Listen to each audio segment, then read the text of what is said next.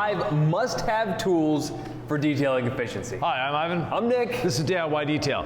We're gonna go over 5 tools that make detailing A, more efficient, B, more fun, C, if you're a professional, more profitable. They just make it faster and easier. Right. Which is probably all the things you just said. But yeah, all those things, if they sound good to you, listen up, because we're gonna explain what we're sitting next to and how they will make you a faster detailer. Exactly. First of all, the flag tip nylon brush. This has gotten a lot of love and a lot of hate on the internet for years. And because people see a brush and they automatically assume the broom on the floor. You know, it's that rigid, it's that hard. It is not. A flag tip nylon brush is as soft as the softest wash mitt, but it's in a brush form. And that's what freaks people out, because they see a brush and it's the end of the world. But this, you can put over your paint all day long, you're not gonna scratch it. The important thing to note here is you really want to pre-treat the paint first. Right. And then rinse it with a hose or pressure washer. And then ideally, that would be sitting in your bucket of Incredible Suds or rinseless wash. Then you pre-treat the paint again. And then whether it's that, a wash mitt, a legacy sponge, they're all safe on your paint. Exactly. So it's the steps beforehand, not this media. Yeah, and I see a lot of detailers, especially the Instagram influencers that are making videos that people like to watch, but they're showing one thing that to me is really odd. They foam the car, they haven't rinsed it, so a dry car, they foam it, then around the emblem they take that little brush. Well, they're just taking all the grit out of there and scratching it off. We do a foam, rinse, foam method where we foam, we rinse, then we foam again. We've taken all that grit away with that first foaming, and now you can go around the emblems with the brush. But instead of going around with that little brush that's the size of your finger, just use this. It's amazing for the front of your vehicle, right? Right. The front bumper, the grills, but then you're like, wait, this could actually work on my front bumper paint. It could work on my hood. Like, it is safe on paint. Exactly, it is paint safe and great for wheels and tires. If you're doing the faces of your wheels and tires, this is great. Does a great job on those. Again, it's safe. You have to be as safe with your wheels as you are with your body. It's clear coat as well. Yeah, but I would like to have either 2 of these or more efficient, use them at different times. Yeah, exactly. So you could use this for your wheels, but then make sure you clean it out, and then you could put it in your rinseless wash or Incredible Suds bucket. Yeah. After you know it's, I don't know, maybe cleaning it is not even a necessary step, but I'm gonna do it after I do my wheels, and then I'll use it on paint. So it's safe for both. Exactly, and people freak out about wheels, but in reality, the wheel is often cleaner than the other parts of the car. Your wheel doesn't get any more dirt on it than the fender right behind it.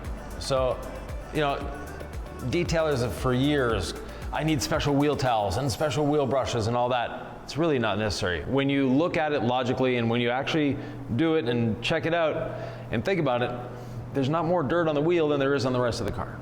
This brush too, you can get the wheel face and you can get the sidewall of the tire. Yeah. So it's great in terms of your tires and your wheels. It's like, it's kind of the one-stop shop. So it is a game-changing, efficiency hack, and it's available on DIYdetail.com. And if you're gonna have just one brush in your arsenal, this is the one to have.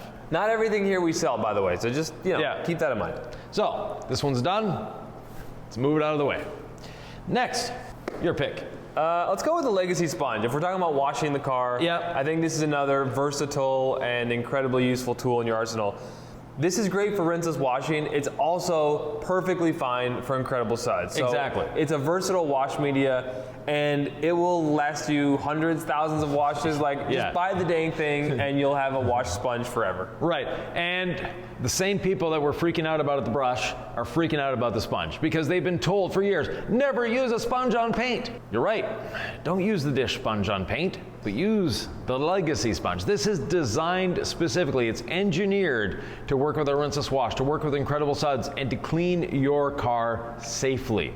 There are slits, there are openings. This is where the dirt goes. That and the foam itself. The foam is designed specifically for this job. It works wonderfully. The way that it works is if you take this out of your wash bucket and just leave it sopping wet, it's actually not going to be efficient for you. But if you take it out of your wash bucket, give it a little squeeze, so it's just on the verge of dripping, then being a sponge, it wants to absorb. So the dirt that's on your car, it brings it just into the surface, away from the dirt, very safe. As soon as you put this back into your wash bucket, the rinseless wash or the Incredible Suds have this chemical attraction that wants to take the dirt out of the sponge. So one little touch to the top of the water and the sponge is clean. How do you hold your Legacy sponge? I just realized. I hold it like, no, the other way. Oh, you put it like this? Yeah. Okay, you were holding it like this, and I wondered if that was a more efficient way to use it. No, it's whichever way you prefer. It's meant to be held in the hand. Talk about the design of the Legacy sponge. Right, so the design, first of all, simple to hold in your hand. The thickness is there for a reason. We could have made this just an inch thick if we wanted to. The thickness is there for a reason to reduce pressure points. And pressure points are what cause marring in the wash process, whether it be in the washing or the drying process. If your towel is too thin, you might get pressure points if you're applying pressure. This, I can put 5 pounds of pressure on this and I get a nice even pressure everywhere. But when you're using it, you don't need pressure to use it. And it's 2 colors. Now, our original prototype, these were 2 different types of foam, but we were able to get with the manufacturer and get them to make 2 different colors of the same foam. And that's really been a game changer for us. Because the original one, we had a side that was a little rougher, you know, for scrubbing, we'll put it that way. But we decided to go with the same foam, both sides, and the reason for that is it gives you a tracer. It gives you a visual clue of what you're doing and where you've been. And I've designed many wash sponges over the years. One of them I designed was all black. And people complain that, well, I can't see the dirt on it. Well, you can see the dirt on this side. If you absolutely need to see the dirt on your sponge, use the red side. I just love how simple it is. Like, sometimes if you haven't pre-treated the paint, so it's fairly clean. Like, if you're not gonna, pre-rinse. So if you're not gonna pre-rinse your vehicle and you're gonna use a rinseless wash method, you're just gonna spray rinses on there and wash, you don't want it to be very dirty, right? But when you do that method, you like to use the red side on the panel, then flip it, and then do the black side on the panel. Exactly. And it just kind of helps you. I know it sounds so simple, but like having the 2 colors helps you keep track of that. Exactly. So the Legacy sponge, another must-have tool.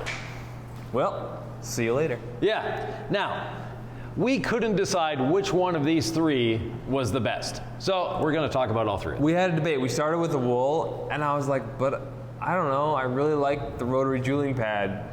But then I really like the yellow, and so it's like, all right, talk about how these will make you more efficient if used with the gold standard polish. Right, so these are a system actually.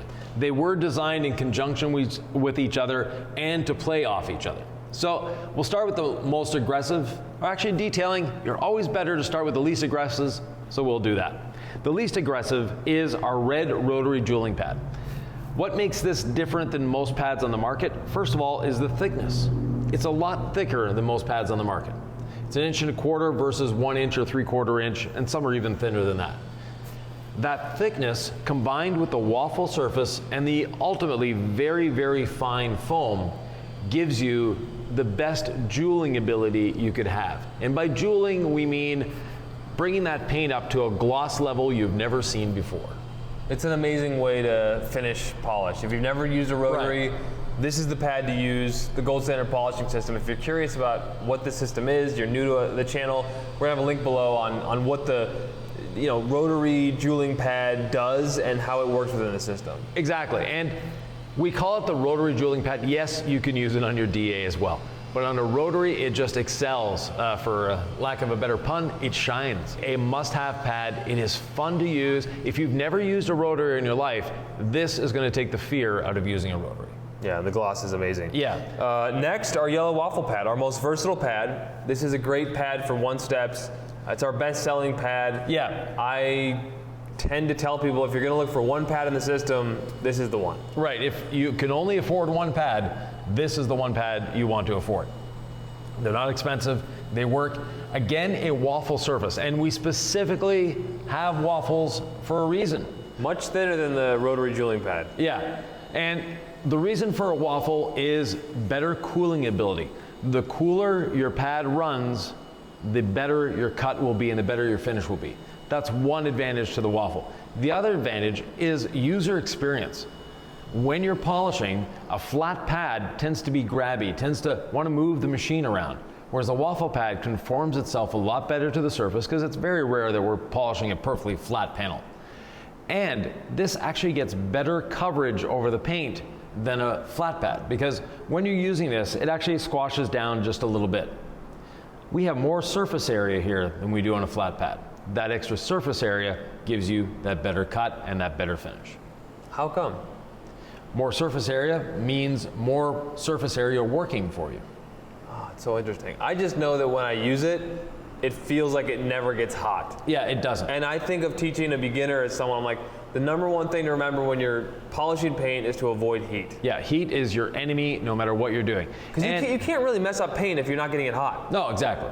You can, but I mean, you have to work at it. You have to be very creative, I would say. Yeah, finally. With a polishing pad, yeah, there's variables involved, but heat is where you're going to get yourself into trouble and burn paint and all that rest, going after scratches. We teach a system that does offer some defect removal with the wool pad, which you're about to talk about, but we're not teaching you to go after perfection. No, exactly. Finally, the wool pad. Now, the wool pad is a hybrid. We have a foam interface with a 1/4 inch long foamed wool face. And this I specifically designed for the dual action machine. And when dual actions really became popular, the long stroke like the 15 and the 21, people were abandoning the rotary and saying, I want to do everything with a DA.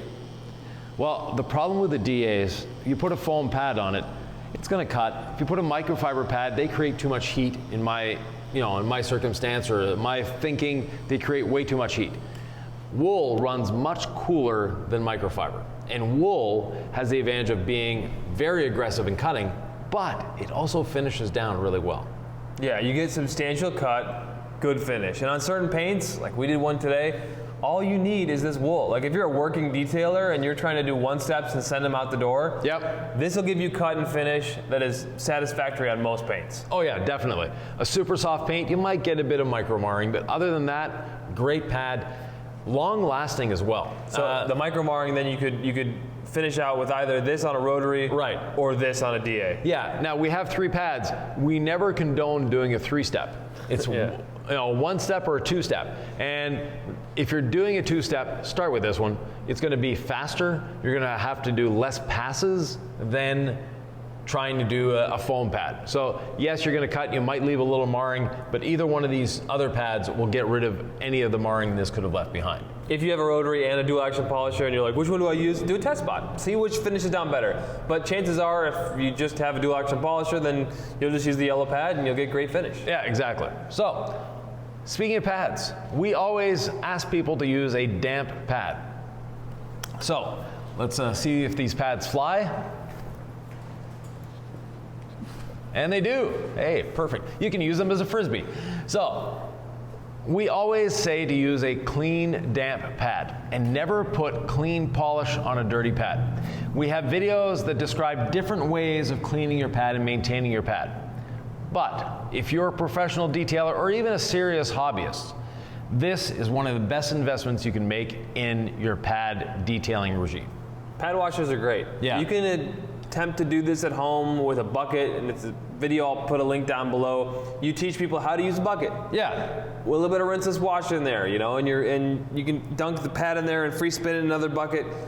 But if you're doing this consistently, the pad washer is a must-have. Yeah, the pad washer really accentuates the cleaning ability of the pads. And we have a lot of people, and this is tradition in detailing, oh, I use 10 pads on a car. Well, using 10 pads on a car, yeah, it works. But every time you're taking a pad off your backing plate, you're taking time. You're damaging the pad because you're having to rip the pad off of there. And it's hard on the Velcro if you don't let it cool down. So the pad washer does that. And we can do one vehicle with one pad. Actually, we can do 10 vehicles with one pad normally. You never need to take it off the machine until it's time to replace the pad. I never could figure that out. Like, how do you only polish with one pad? But then I realized you have to do it the way Ivan tells you, which is not introduce tons of heat and pressure. Right. Because heat and pressure is going to beat the living crap out of these pads. Right. And the other thing is, as soon as you take it to this, it's cool water. It immediately cools down the pad. Yes. So you're not getting that buildup of heat in your pad. And we prefer for our system to use a free spinning DA. There are some DAs that have a pad break on them, and that generates heat coming from the machine into the pad, and you also have the friction of the pad on the paint generating heat as well. A double whammy for being hard on pads. What if people are going to use heat anyway? It's their risk, but you're actually not cutting more. it is, something that we used to do in the 60s and 70s when you had lacquer paints. Heat was a good thing. There was a system out there was a franchise company. They would heat soak the paint is what they called it. And they would just go at it with a rotary at a very high speed with lots of pressure and create lots of heat on the paint. When we had lacquer paints, again, that was a good thing. We don't have lacquer paints anymore. Our paint is plastic, and that plastic, if you get it hot, it gets soft. When it gets soft, it does all sorts of weird things to the abrasives. The abrasives don't work like they're supposed to, like they're designed to. You can do damage, you can do all sorts of bad things to your paint, and you swell it when you do that. So you have a false impression that you've corrected the paint, and then it comes back to haunt you. You can listen to him, or you can try it on your own, make some mistakes, maybe have some success as well, but yeah, you're not going to burn paint if you're keeping it cool. I'll put it that way. No, exactly. Now, the pad washer we do sell on our website. There are other websites that sell it. Whoever's got the lowest price that day, buy it from them, because it is not a tool that we make money on. It is, we have it on our website as a convenience item for you. Because we believe in it so much, and everybody asks us for it because we have it in all of our videos, because that's how we want to polish paint. Exactly. And we want you to polish it like that as well. All right, and these... this one I'm not going to throw. These other items, one of which we definitely don't sell. Yeah. So these are sprayers, and spraying is a very efficient way of putting material on the paint. And as a professional detailer, doing the trigger spray all day long gets very hard on your hands and your wrists and everything. So if you can have a sprayer that you don't need, that you don't need to pull the trigger, then you're great. Or you just pull it once. Now, this is a foamer. The IK foamer has advantages in foaming. And the reason we want to foam some chemicals, and especially all-purpose cleaner. All-purpose cleaner, when you foam it, it becomes much more effective. And the reason it becomes effective is you have multiple contact points. When we just spray the product on, so we spray all clean at 15:1, it goes on the surface, it's one layer of all clean touching the dirt, and it stays there. When you foam it on, every time a bubble bursts, and remember those commercials in the 80s, you'll know who I'm talking about. They're cleaning a bathroom. But anyways, every time one of those little bubbles bursts, it puts a new product in contact with the surface. A new product in contact with the surface. So now your dwell time is not just the dwell time of the foam, but you're putting or you're reactivating the product every time and it's touching the surface. So it's basically scrubbing the surface by itself. Very, very useful for things like wheels and pre-treating the vehicle. But foaming an all-purpose cleaner really makes the all-purpose cleaner even more powerful and a better value for you. And I love that you can connect both this and this keg sprayer, which we'll talk about, to an air compressor or just a little inflator. Right? Yeah, exactly. So it might take a long time, but they both have valves here, and so it's like you don't have to do any heavy pumping, right? No. So to get the stuff on the paint, you could spray it in a trigger sprayer. It would take a long time, but in terms of foam, it's really nice to have this option. Yeah, and this, you can pump it up if you want. Yep. But we have these little inflators that do a great job. There's a lot of them on the market. Even IK sells a dedicated inflator for this. So these work very well. They're available in a foaming and a non-foaming, but if you're gonna get an IK, get the foaming one. It'll make your life easier. And if you don't have a foam cannon, you can actually put incredible suds in this and foam it on a car. You can. Yeah, and it actually works very well. So we use this for wheels. We love the all clean in the foamer. And then we love to lay down our rinseless wash with a sprayer. And this is actually a keg sprayer. Right. And there's many companies that make these. A lot of them are sort of a cottage industry thing because they basically recycle kegs that are used for other things. These are I think Pepsi or Coca-Cola kegs. So the syrup that's in the machine that you get the pop at the restaurant, that's what the syrup comes in, is these. They're pressurized, they can take a lot of pressure. We normally use it around 80 PSI. And this one is made by a friend of ours, Scott Graves. He's a friend of the channel. He sent it to us just because he likes seeing our content and wants us to use it. And he makes or assembles these, the stainless steel he doesn't make, but he assembles all the components and everything and make sure that they're safe and that they're working properly. Like I said, there's a lot of different brands on the market. Just look for a detailing keg and you'll see what's out there. But for a rinseless wash, especially someone who does not have a pressure washer, that 80 or you can even bump them up to 100 psi gives you a lot of pressure, and you can basically flush out things you can clean, and they're efficient because they hold a lot of liquid. Even better, they hold a lot of air. So instead of filling up the liquid all the way, I just like to put 1 or 2 gallons in, and the rest is compressed air. That means I can get around the car multiple times without having to pump it up again. Yeah, and you just change the nozzle to a narrower flow. Yeah. You can get, it feels like almost a pressure washer. Well, you actually can put a pressure washer wand on these. You can. Yeah. Yeah. So some people do that, works well, but definitely, you know, a very efficient system, a very efficient way, especially for rinseless washing. Absolutely. It has its place, you know, in the heart of anybody that's doing rinseless washing. They dream about getting one of these if they don't have one already. Notice we didn't mention an air compressor, we didn't mention a steamer, we didn't mention a Kranzler pressure washer. Like, these are all what? Relatively under $200. I don't know what a keg costs. The keg and the iCare are a little more expensive, but again, the utility and the lifespan of these is great. A pressure washer, yeah, you can pick up a cheap $99 pressure washer and it's going to work well. Yeah. You know, a pressure washer is not something you need to go out and buy a $2,000 pressure washer, especially if you're starting out. They're fun. The more expensive one might be a little quieter, might have a little more gallons per minute or a little more pressure. But the $99 one is actually going to do the job. I'm all about use what you've got. Yep. Buy what's in your budget. You don't need to go and get all the latest and greatest stuff, but there are certain investment pieces that I think are going to just pay for themselves right away and then continue to work for you. Right, and the efficiency, especially, you know, one tool that gets a lot of bad press, not bad press, but people, I don't need that, is the pad washer. And then when they get one, we get on our Facebook groups like, man, I should have got that like years ago, because it really does make a difference. And detailers have a habit of cleaning their pads just at the end of the day or at the end of the week, and that becomes a chore. It becomes, oh, I have to clean pads. Whereas this, they're always clean. They're always clean. Yeah. Yeah. Trust us, guys. It definitely works. What is on your list of efficiency tools that make you more efficient? What did we leave out? Because I'd love to hear from you. And I even mentioned pop. Also, I'd want to know, like, pop or soda? Like, let's settle the debate once and for all. Depends where you're from. So pop, soda, cola, you know, or seltzer, depending on who you are, where you're from. The important subjects of our time. Yeah, exactly. Yeah. So, yeah, what is it for you? The important subject is that you've stayed with us, and thank you so much for doing that. Please subscribe if you found value in this podcast.